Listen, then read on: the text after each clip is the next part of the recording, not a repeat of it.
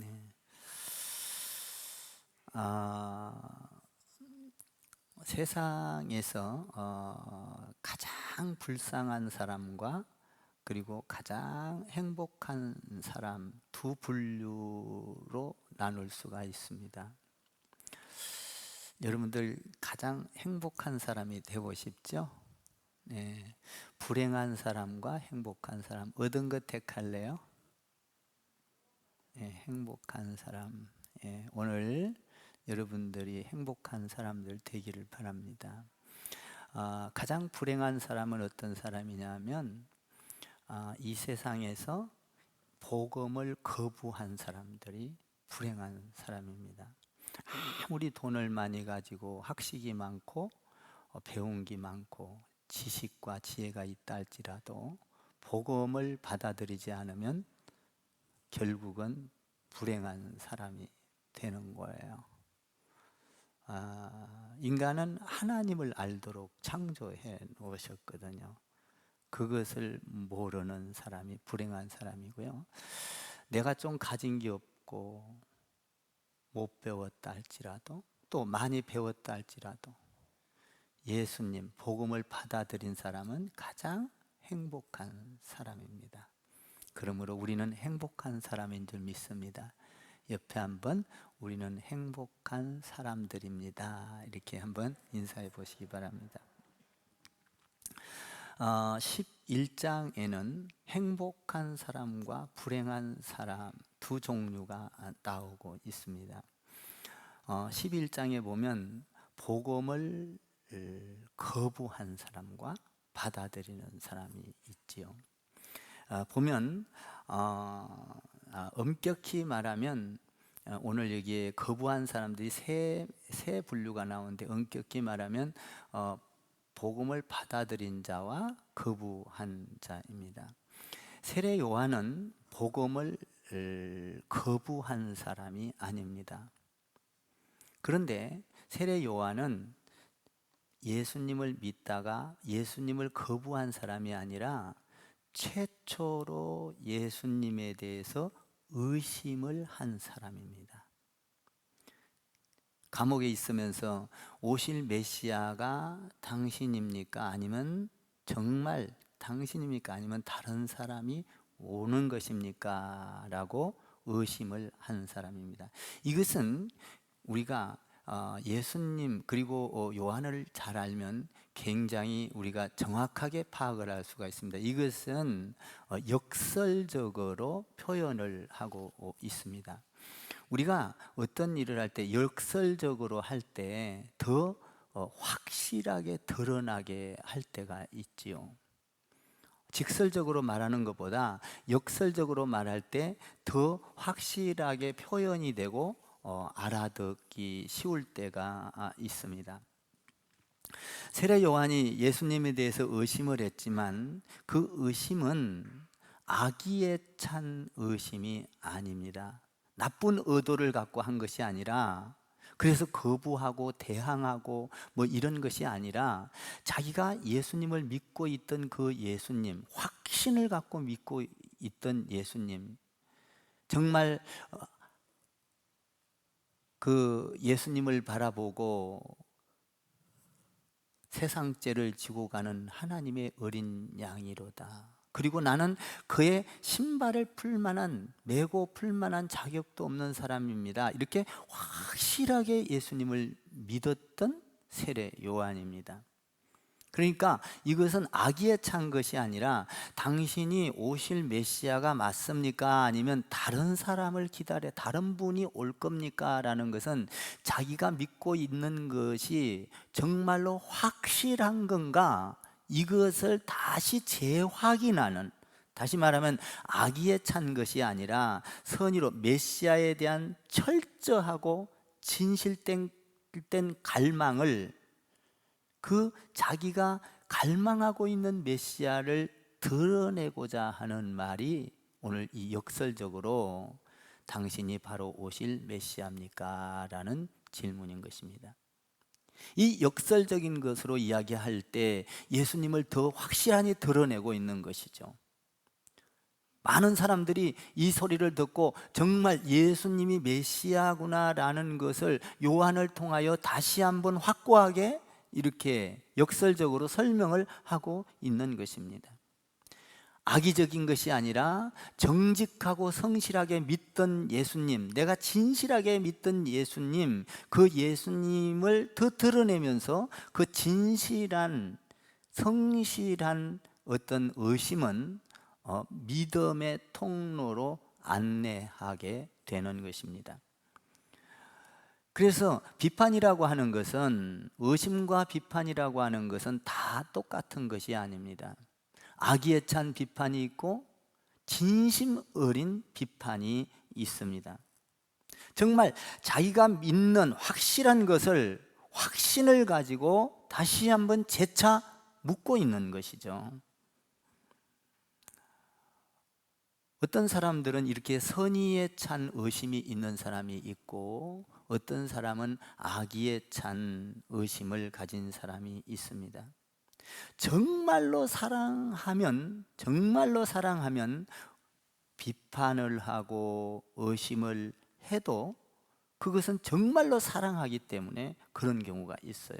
그런데 어떤 경우는 정말로 미워서 비판하는 경우가 있어요. 우리가 자녀를 길러보면 사랑하기 때문에 잘못한 게 있으면 비판을 하고 또 교훈을 하고 가르치고, 안 되면 매를 대서라도 가르칩니다. 이 사랑하기 때문에 그런 거거든요. 그런데 어떤 경우는 아예 미워하기 때문에 비판하는 경우가 있어요. 여러분들도 그런 경우가 있을 거예요. 사랑하는 사람을 향해서는 정말로 그 사람이 잘 되라고 교훈하고 가르치고, 또 그리고 잘못된 것을 꼬집어 비판하기도 하고, 그러니까 이런 것들은, 진실한 것은, 예수님을 향한 진실한 그 어떤 의심은 믿음과 통하게 된다는 것이죠. 그래서 그 역설적으로 이야기하고 있는 그 말에는 믿음으로 더 가까이 가게 하는 이런 것이 있는 거예요. 그러니까 정직한 의심, 이것은 여러분도 있을 수 있고 저도 있을 수 있어요. 악의에 찬 의심이 아니라는 거예요. 정말 당신이 오실 메시아입니까? 다른 사람이 와야 됩니까? 내가 믿던 그 확실한 메시아인 줄 나는 아는데 내 마음 속에서 이런 불같은 마음이 일어나는 것은 당신이 메시아인 것을 나는 확실하게 하고 싶습니다. 이런 얘기죠. 그래서 고린도후서 7장 10절에서는 이렇게 말합니다. 하나님의 뜻대로 하는 근심은 구원에 이르고 세상의 근심은 사망에 이르느니라. 할렐루야.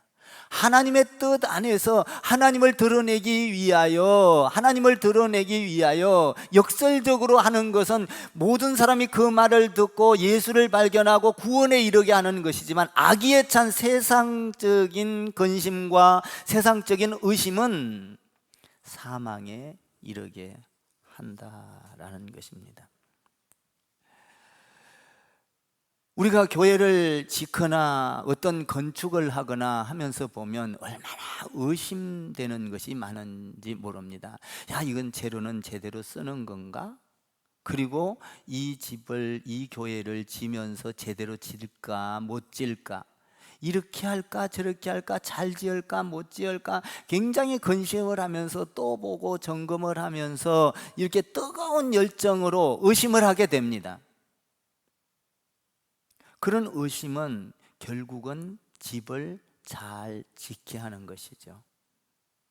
악의에 찬 의심이 아니라 정직한 의심, 그것은 진리를 향하여 진리를 더 드러내게 하는, 확고하게 하는, 요한은 그런 역설적인 표현으로 이야기를 했습니다. 그래서 예수님께서는 그 마음 심정을 잘 아시고 그 영적인 분별력을 아시고 어떻게 말씀을 하시냐면 15절에서 이렇게 말합니다. 귀 있는 자들은 들을지어다, 이렇게 말합니다. 귀 있는 자는 들을지어다. 같은 말을 듣고도 그 말씀을 역설적으로 하는 그 마음의 어떤 그 생각을 아시고 분별하는 사람은 들으라. 요한이 지금 악의에 찬 것이 아니라, 복음을 방해하려고 하는 것이 아니라, 그가 믿고 있던, 그가 전했던 이 복음이 확실한가, 이것을 더 드러내어 만천하에 공포하고 있는 것이다. 귀 있는 자는 들을지어다. 이렇게 예수님께서 요한을 잘 아는 것을 변호해 주고 있는 것입니다. 사랑하는 성도 여러분, 우리는 신앙생활을 할 때 영적인 분별력이 굉장히 중요한 것입니다. 나도 어떤 때는 말을 할 때 역설적으로 말을 할 때가 있어요. 그래서 어떤 역설적으로 이야기하면서 다른 사람을 세워지게 하기 위하여 역설적으로 할 때, 어떤 사람은 직선으로 받아들여서 나한테 이러는가 보다 하고 의심을 하고 그거에 대한 굉장히 불쾌감을 갖기도 합니다. 영적인 분별력이 없는 것이죠. 영적인 분별력, 어떤 경우에는 이렇게 역설적으로 이야기를 하면서 뒤집어서 더 효과를 나타내기 위하여 저는 가끔 역설적인 표현을 많이 합니다. 그러다가 오해를 받는 경우도 있는데요, 그건 목사님을 잘 모를 때는 오해가 되는 것이죠. 예수님도 역설적으로 이야기할 때가 많이 있습니다. 오늘 요한이가 이야기하는 것을 우리 예수님께서는 역설적으로 받아들이고 그 안에 믿음을, 신실한 믿음을 아시고 귀 있는 자는 들을지어다 라고 이야기를 하고 있는 것입니다. 영적인 분별력, 굉장히 중요한 거예요. 내 주위에서 일어나고 있는 어떤 일들이 어떤 것인가, 내 주위에서 어떤 일이 전개되고 있는 것인가, 이 일어나고 있는 일이 무슨 의미를 갖고 있는가, 사건이 어떤 것을 향하고 있는가, 이런 것들을 잘 분별하는 것, 그 안에는 무슨 뜻이 들어있는가. 그래서 어떤 경우에는 재해석을 해줘야 알 때가 있습니다. 우리 예수님께서 오늘 뭐라고 말합니까? 귀 있는 자는, 바르게 깨닫는 자는 들으라.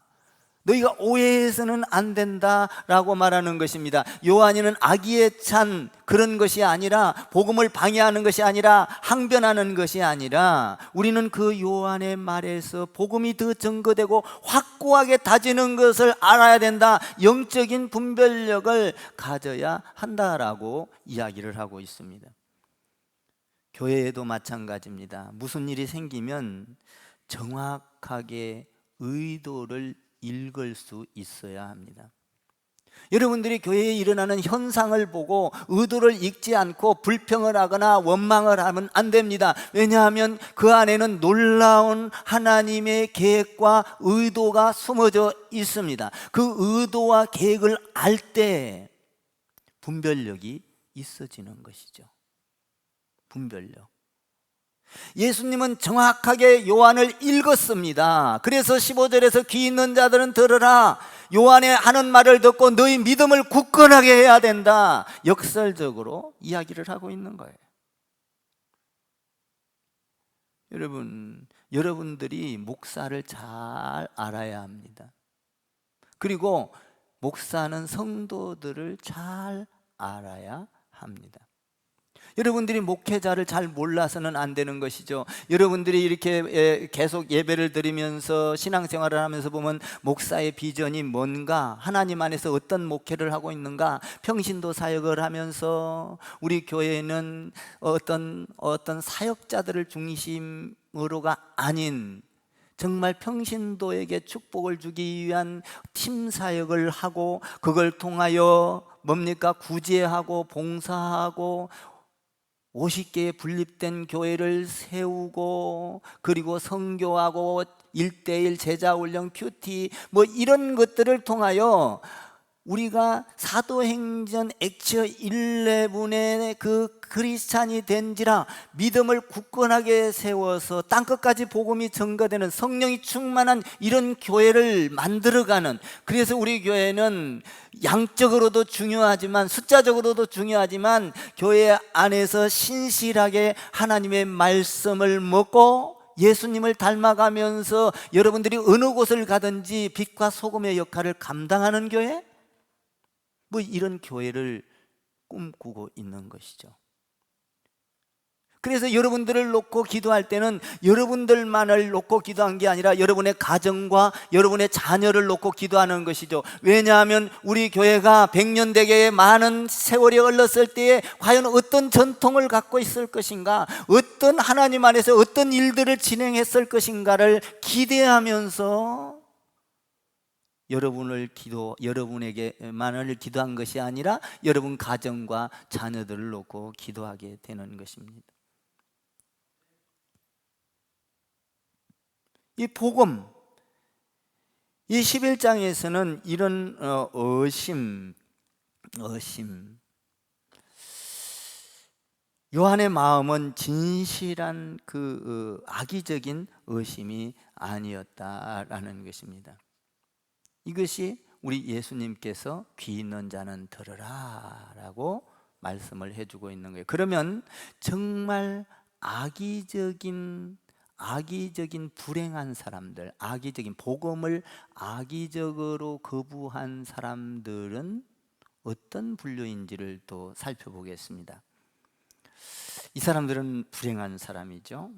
자, 그러면 한번 16절과 17절을 한번 읽어보시기 바랍니다. 16절과 17절 시작. 이 세대를 무엇으로 비유할꼬? 비유컨대 우리가 너희를 향하여 피리를 부르도 너희가 춤추지 않고 우리가 슬피 울어도 너희가 가슴을 치지 아니하였다 함과 같으니라. 이 불행한 사람을 불행한 것을 예를 들어서 지금 비유로 말씀하고 있는데 한마디로 뭐예요? 이게 한마디로 말하면 여기서는 예수님의 말씀이 무감각한 사람들을 이야기하고 있습니다. 감각이 없는 거예요. 무감각. 이 악의에 찬 사람들이 비판하는 태도, 무감각. 피리를 부르도 춤을 추는 사람이 없고 슬피 울어도 가슴을 치는 사람이 없다. 감각이 없다. 도대체 어떤 것들을 이야기해도 그 말씀이 먹히지를 않는다. 이런 말이죠. 이것이 악한 거라는 거예요. 악의에 찬 불신앙이라는 거예요. 감각이 없다는 거예요. 여러분 한번 생각해 봐요. 교회에 어떤 일을 한다고 하면 감각이 없는 사람이 있어요. 교회에 어떤 일을 하면 감각과 어떤 것들에 민감하게 움직여지는 사람이 있지요. 예를 들면은 우리는 어떤 주말에 교회 청소를 하고 이제 이 동탄 연합회에서 오니까 야, 우리 교회가 정결하고 깨끗하게 보여줬으면 좋겠다. 청소를 했으면 무감각. 그건 뭐 나하고 상관이 없다. 무감각한 사람들이 있다는 거예요.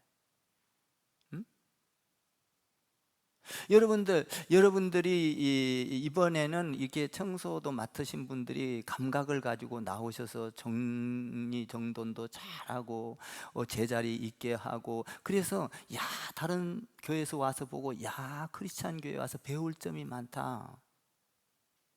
감각이 있는 사람, 이 굉장한 일을 하는 거죠. 하나님의 일을 나를 통해서 다른 사람이 세워지게 하는 거잖아요. 내 희생이. 야, 크리스찬 교회 가보니까 성도들이 배울 만하다. 제가 이제 어제 자랑하는 거는 아니고요. 이렇게 연합회 위임 예배가 있고 임직식이 있었어요. 그래서 이제 제가 연합회 회장이고 해서 축사를 맡았는데, 축사를 할 때 제가 이제 어떻게 할까? 그래서 많은 기도 끝에 이렇게 축사의 글을 적었어요. 시처럼 적어가지고 가서 이렇게 이야기하고 나서 축사의 글 하면서 읽어줬더니 내려왔더니 목사님들이 손을 잡으면서 너무 감동적이고 목사님은 항상 따라다니면 배울 게 있고 제가 센스가 있나 봐요.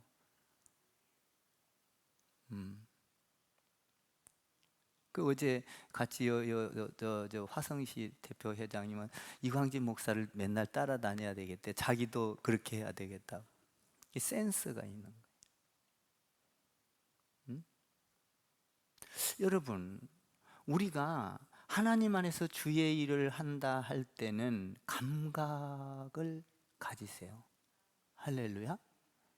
감각이 있는 자는, 오늘 감각이 없는 자는 불신앙이라는 거예요. 그 자는 하나님께서 오늘 결국은 엄청 시돈과 어떤 그런 믿지 않는 사람들보다도 더 엄청난 심판을 내릴 거다고 말을 하고 있어요. 여러분, 교회의 주인은 누구예요? 여러분, 하나님이지만 여러분들이 주인인 거예요. 교회 안에 손님들이 오는데 내가 무감각해서 되겠어요? 내가 대접을 하고 내가 섬기고, 여러분, 나는 별거 아니야, 나는 상관이 없어, 주인이 될 수 없는 거죠. 이사할 때도요, 짜장면 시켜주는 사람은 주인이 시켜줘요. 그죠? 여러분, 주인이에요. 우리가 지금 동탄연합회 모든 목사님들도 오고 오는데 우리가 맡은 분들은 최선을 다해서 해야 되지 않겠습니까? 그랬을 때 그들이 감동을 받는 거예요. 무감각한 세대가 돼. 오늘 여기 세대라고 말하고 있어요. 한 교회, 이게 아니고 이 시대는 이 시대를 말하고 1세기, 여러분, 한 세대. 와, 엄청나. 그러니까 어마어마한 사람들이 다 지금 한 가정의 역사가 아니고 한 동네가 아니라 1세대라는 거예요. 한 세대가 전부 다 무감각해져 버렸다는 거예요. 예수님이 와서 보니까 영적인 분별력이라고는 찾아볼 수 없다. 깜깜한 사람들이라는 거예요. 그래서 16절과 17절에서 비유를 해요. 16절, 17절 다시 한번 읽어볼래요? 이 비유를 16절, 17절 시작. 이 세대를 무엇으로 비유할까? 비유하건대 아이들이 장태에서 앉아 제 동물을 불러 이르되 우리가 너희를 향하여 피리를 불어도 너희가 춤추지 않고 우리가 설피 울어도 너희가 가슴을 치지 아니하였다 함과 같으니라. 이때 당시에 여러분, 어른들이 유대의 그 시장이 열리면 아이들을 데리고 이제 시장에 가서 물건도 사고 팔고 뭐 이렇게 장사를 했어요. 근데 아이들이 할 일이 없으니까 옆에 동무들끼리, 친구들끼리 모여서 노는데 소꿉놀이를 한 거예요. 우리도 어릴 때 소꿉놀이 했잖아요. 근데 여기서 중요한 것은 두 가지예요. 결혼 생활하는 소꿉놀이와 장래 소꿉놀이. 참 우리 인생에 있어서는 두 가지가 굉장히 중요한 것 같아요. 결혼이 중요하고 죽음이 중요합니다. 이 의미를 갖고 우리 주님께서 예를 들었잖아요.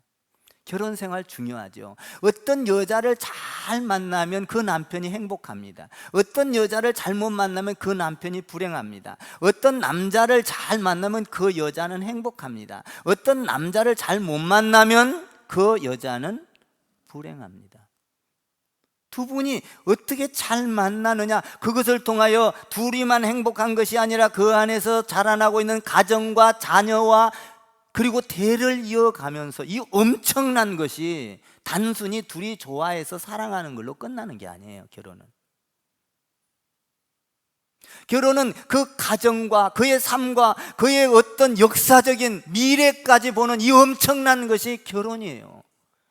여러분, 결혼할 때 기도하시고 하나님 안에서 배필을 만나시. 물론 우리는 다 결혼 다 잘했어요. 아멘. 그런데 이제 중요한 것은 뭐가 남았어요? 우리 여기 남은 사람들은 장래가 남았어요. 그런데 이때 당시에 이런 소꿉놀이를 하면서 피리 장가가고 시집가면 피리를 불었어요. 피리를 불면 어때요? 막 좋아서 춤을 추고 막 둥실둥실 춤을 추고 막 어떤 고고를 추든 뭐든 하여튼 쳐야 돼. 아리랑을 추든 쳐야 되는데 아무리 피리를 불어도 감각이 무뎌졌다는 거예요. 춤을 추지 아니하고 슬피 울고 울어도 가슴을 치지 않는 이 아이들, 이 세대가 이렇게 무감각해져 버렸다. 하나님의 말씀이, 예수님이 아무리 말해도 그 말씀이 무감각해져 버렸다.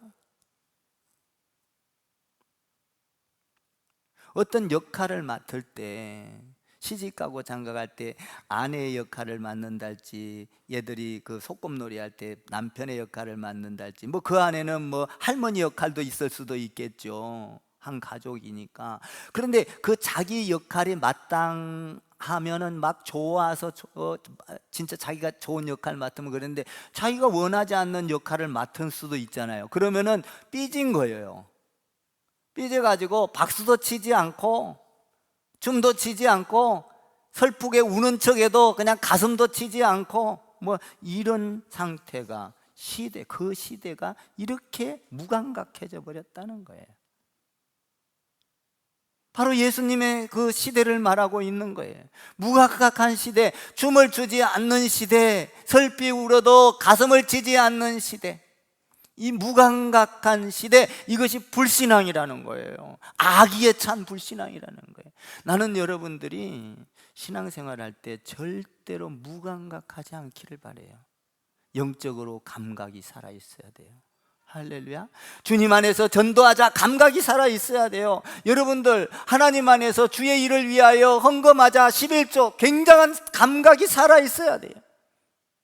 11조는 다른 믿음이 좋은 사람이 하는, 그렇잖아요. 믿음을 가지면 나의 모든 것은 다 주의 것이에요. 아멘. 주의 것, 생명까지도 주의 것이에요. 사실 우리 인생 별거 아니에요. 여러분 아무리 많이 가지고 있어도요, 별거 아니에요. 그냥 쓰는 거, 몇 수백억이 있다고 여러분 거 아니에요. 그거 그냥 내가 지금 쓰는 거. 내가 항상 하는 이야기지만, 저 옷 이거 내 거죠? 나 죽으면 옷도 내 거 아니에요, 이거. 그렇게 되더라니까요, 이게. 그러니까 너무 세상에 집착할 필요 없어요. 여러분 하늘나라 바라보고 사십시오. 평강이 임합니다. 기쁨이 임합니다. 가난이 물러가요. 부하게 돼요. 천국을 바라보면요. 얼마나 부자인지 몰라요. 없어도요, 내 안에 아무것도 없어도요, 여러분 하늘 나는 공중에 나는 새를 보라, 들의 백합화를 보라, 그들이 근심하지 않지 않느냐.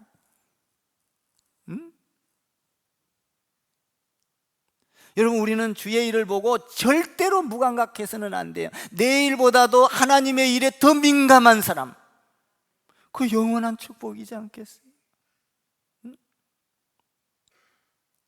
저도 뭐 목회를 하니까 이 감각이 있으려고 애를 쓰고, 뭐 이렇게 사실 이것도 이 마이크도 감각이, 여러분 무감각하면은 이거 하겠어요? 감각이 있어서 이거 이야기할 때 다 해줬으니까 얼마나 지금 잘 쓰고 있는지 몰라. 정말 이 방송을 들으면서 목사님 이거 쓰고 하대, 이거 하면서 우리 목사님들이 이제 제 설교를 좀 듣나 봐요.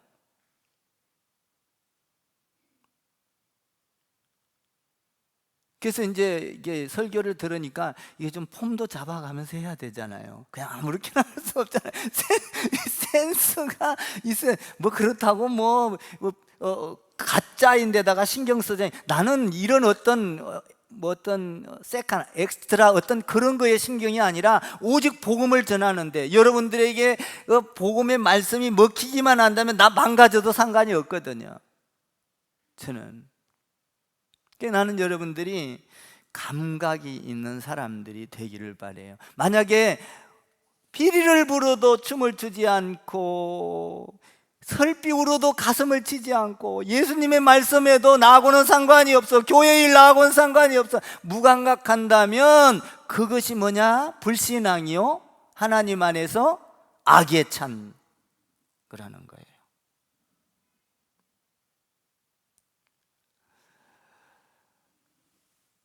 사실 또 한 가지를 발견하는 것은, 악에 찬 것이 뭐냐면 18절과 19절에 나와 있는데요, 한번 보십시다. 18절 19절 시작. 요한이 와서 먹지도 않고 마시지도 아니하며 19절 시작.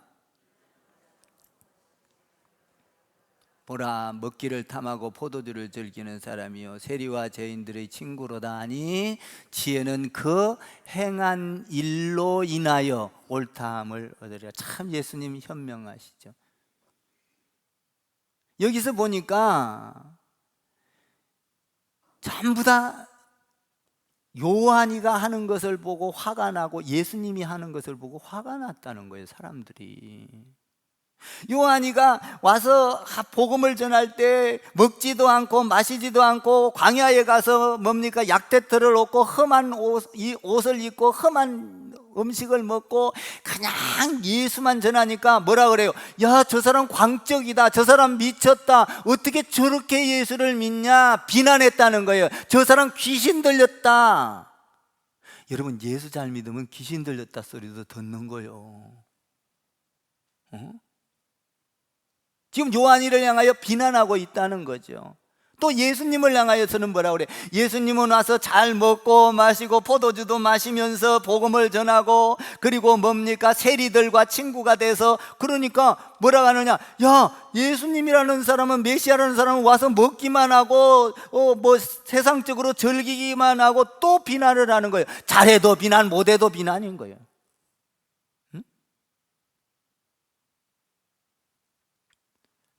참, 그러니까 우리 예수님이 뭐라 그래요? 그 행한 일로 인하여 옳다함을 얻는, 이게 지혜라는 거죠.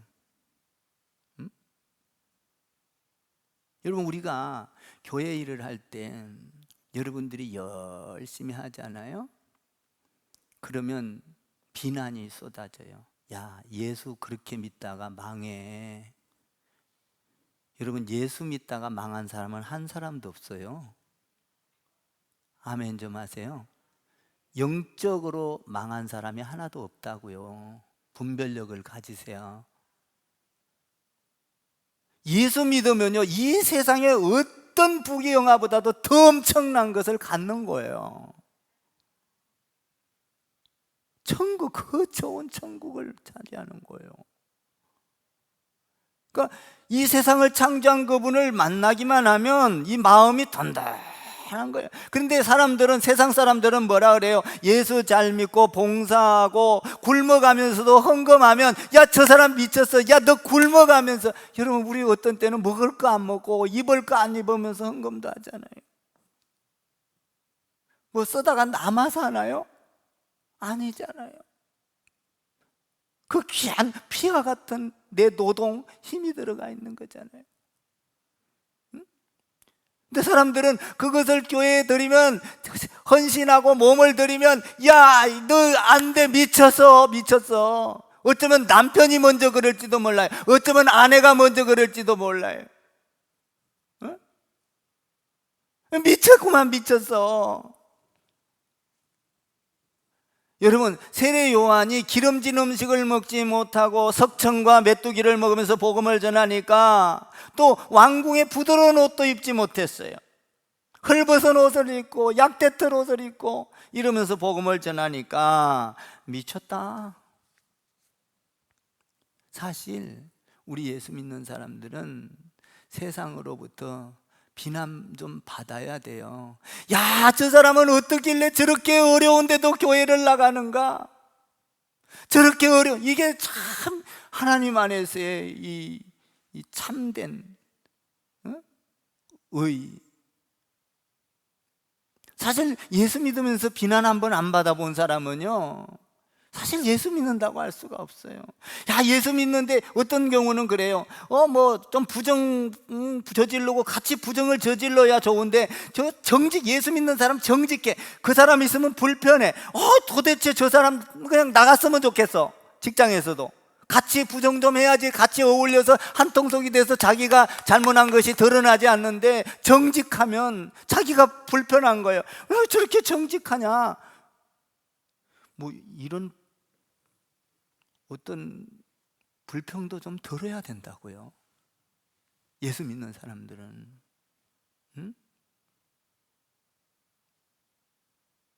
제가 군대 갔을 때 이러더라고요. 옆에서 다 담배를 피우는데 난 담배를 안 피워요. 그러니까 막 불평을 피우라고 주는 거예요. 전 절대 담배 안 피거든요. 저는 태어나서 지금까지 담배를 손에 잡아본 적이 없어요. 난 간첩가 같아요. 담배값이 얼마인지 무슨 담배가 있는지도 몰라.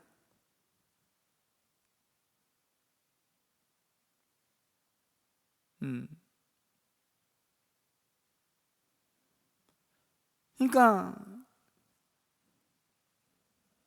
그 세례 요한에게 화가 난 거예요. 사람들이 미쳤다. 또 예수님은 보니까 와서 막 먹고 마시고 그러면서 잘 이게 하거든요. 그러니까 예수님은 왜 잡수시면서 저렇게 먹으면서 저렇게 하냐, 뭐 사람들과 다를 거 없네, 이러면서 또 비난을 하는 것입니다. 비난을 하는 거예요. 오늘 예수님께서 뭐라 그래요?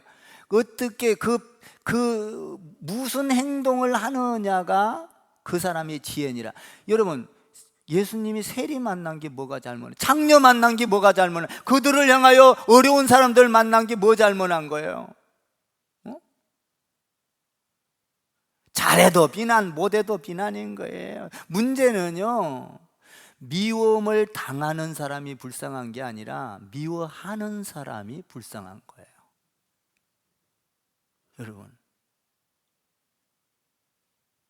여러분 보세요. 사랑을 하면요, 미운 것도 안 미워져요.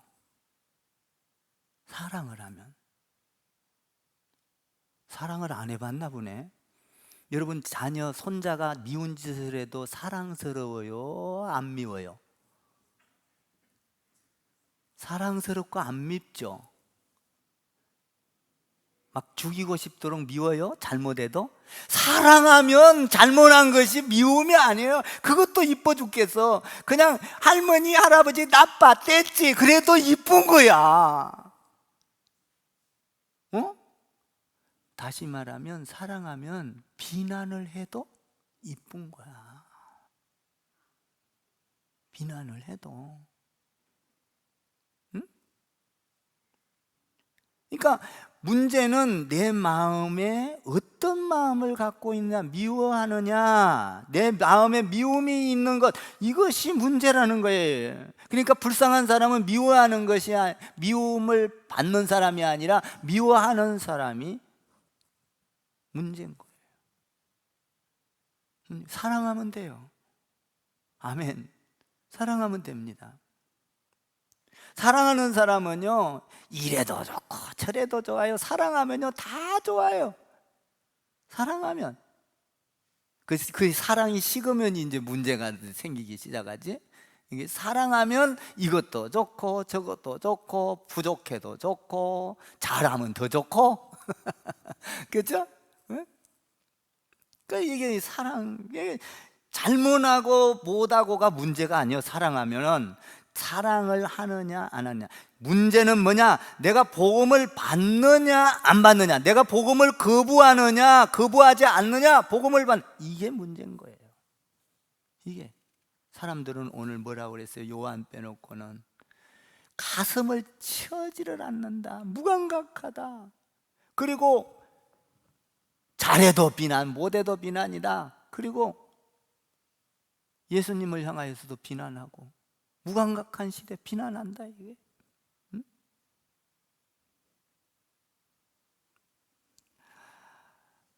사랑하는 성도 여러분, 우리는 성도를 사랑합시다.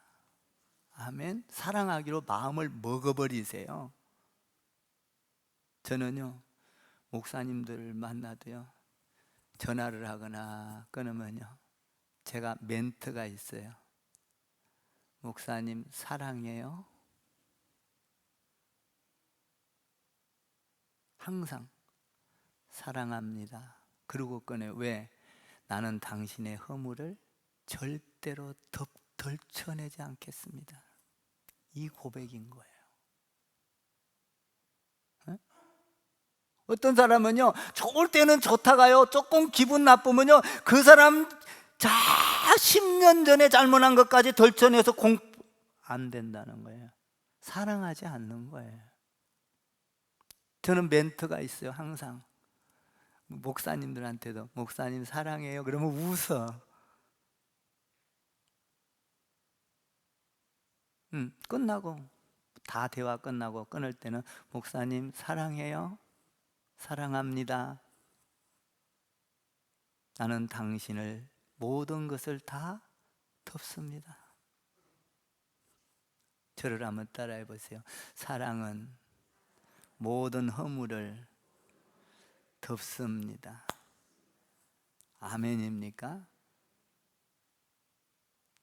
그러니까 제가 어떤 임원회나 이렇게 만나서 다른 어떤 비난거리가 탁 튀어나오면 딱 막아버려요. 내 회기 때는 안 돼.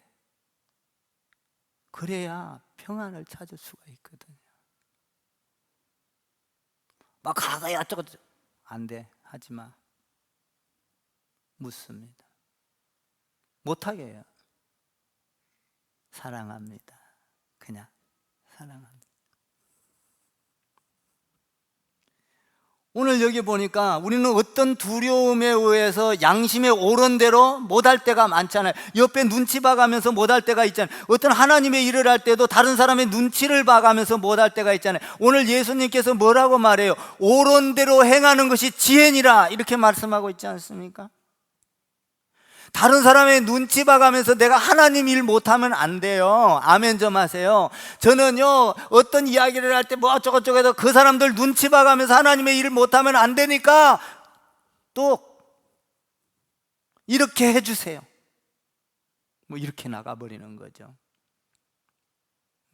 그러니까 임원들이 일사불란하게 따라와요. 정말.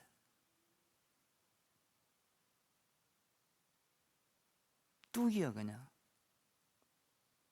얼마나 좋은지 몰라요. 사랑은 모든 허물을 덮느니라. 여러분 내가 잘못된 걸 비난한 그 사람이 불쌍한 사람이라니까요. 불쌍한 사람은 그 비난을 당하는 사람이 아니에요. 여러분 남편을 사랑하세요. 아멘. 여러분 아내를 사랑하세요. 사랑하면 그냥 다 덮어지는 거예요. 참 재미있는 게 또 나오는데요. 예수님이 불신앙에 대해서 또 한 가지 이야기를 해요. 20절을 한번 봐볼래요? 20절 시작.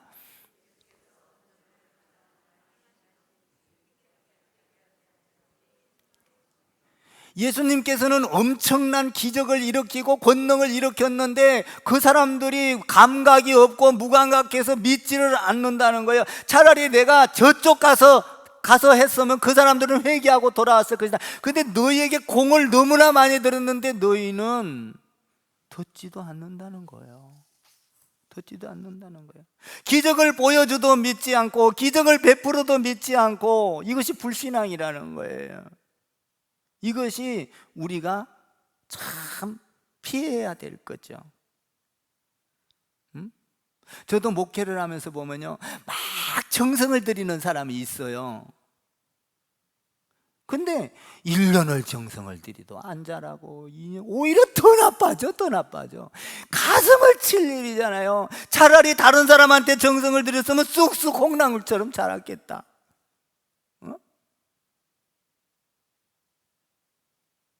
우리 예수님이 지금 가슴을 치고 있는 거예요. 이에게서 이렇게 복음을 전하고 기적을 베풀었는데 너희가 하나도 무감각함. 근데 어떤 때 제가 목회를 해보면요 그냥 그 사람한테 별로 큰 관심도 가지지 않았어. 근데 그냥 교회 왔다 갔다 해. 그냥 이렇게 보고만 있어. 그런데도 그냥 쑥 자라서 어느 날 그냥 말씀을 듣고 눈물을 흘리고 회개를 하고 막 삶이 변한 사람이 있어. 정성을 들였는데도 안 되는 사람이 있고 어떤 때는 그냥 놔뒀는데 쭉 자라가는 거야. 사람은 모를 일이야. 희한해. 응? 우리 예수님이 지금 그 말을 하고 있는 거예요. 정성을 들였음에도 불구하고 이 고을에서는 전했으면 너희한테는 전했음에도 불구하고 저 이방 나라 사람들한테 전했으면 더 엄청나게 받아들였을 것이다. 너희에게는 그렇게 정성을 들여도 안 됐으니 이방 나라의 심판, 소돔과 고모라에 보다도 더 극심한 심판이 있을 것이다. 여러분, 우리가요, 하나님을 믿는 우리가 잘못하면요, 이방인보다도 더 심판이 심각해진다는 사실을 알아야 돼요. 알고도 안 믿는 거잖아요. 알고도 안 하는 거잖아요. 알고도 무감각한 거잖아요. 모르는 사람은 몰라서나 못하지. 여러분들 맨날 이렇게 말씀으로 깨우고 맨날 기도로 깨우는데도 무감각한 사람이 있다 이 말이에요. 21절 봐봐요. 그래서 우리 예수님이 그런 말씀을 하시는 거예요. 21절 시작. 화 있을진저. 크게 읽어요. 시작. 화 있을진저.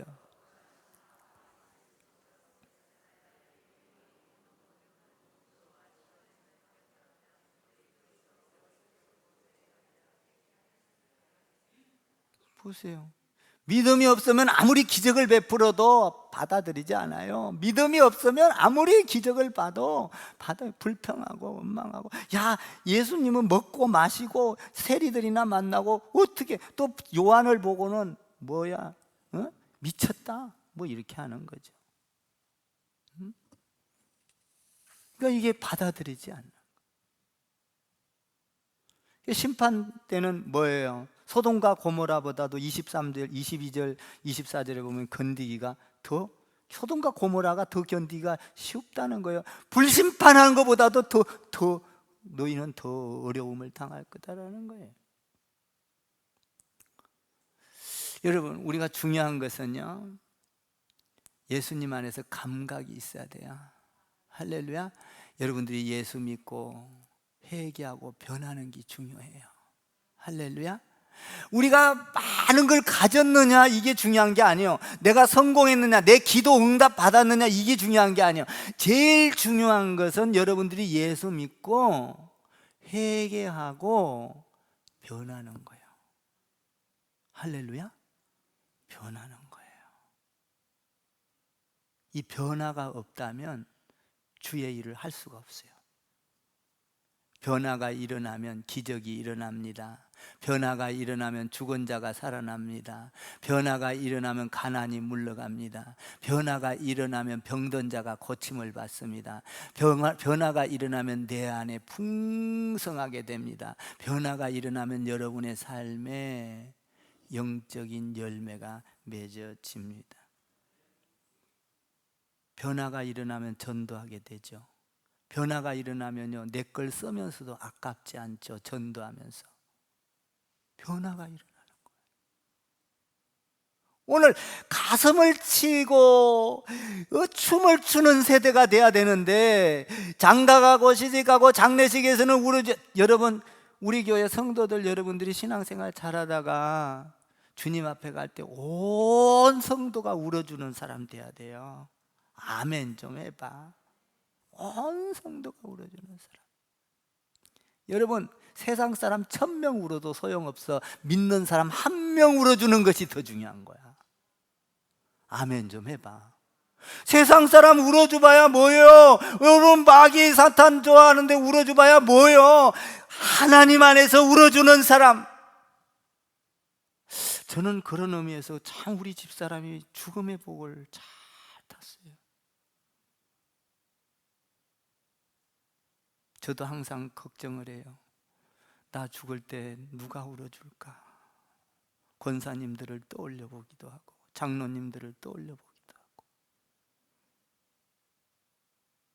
내가 목회를 잘해야 울어주지 않겠어요? 아멘. 예수 믿고 변합시다. 할렐루야. 예수 믿고 회개합시다. 여러분 가운데 홍해 바다가 기적이 일어나게 될 줄 믿습니다. 기도하겠습니다. 하나님,